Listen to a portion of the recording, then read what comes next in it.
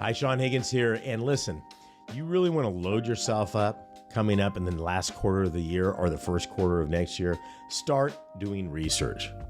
Period. Find some lists. So in my conferences, I'm constantly telling people, where do I get started? And they think there's some secret deal. It's not. It's about volume. Be willing to outwork everybody out there. At the very end, I'm going to show you how to do that. So stick around to that. The bottom line is you have to have enough deal flow to make sure you've got enough profitability for the year.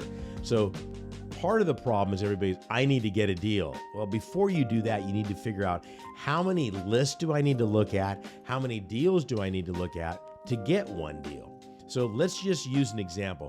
What if I told you it took 50 deals, say 50 deals to get one? And let's say it took you 75 lists to get the 50 deals. Okay, so you have to look at 75 lists, okay, to hone it down to 50 deals that you analyze to get one.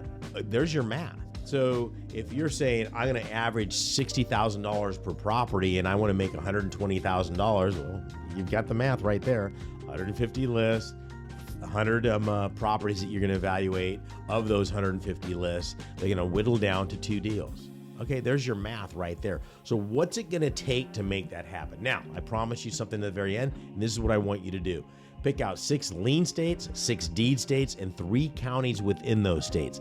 That'll give you 36 different counties to choose from.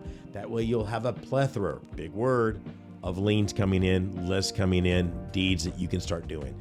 Okay, that's exactly what I'm going to tell you to do this over and over and over again. Don't reinvent the wheel. This is Sean Higgins saying, make it happen.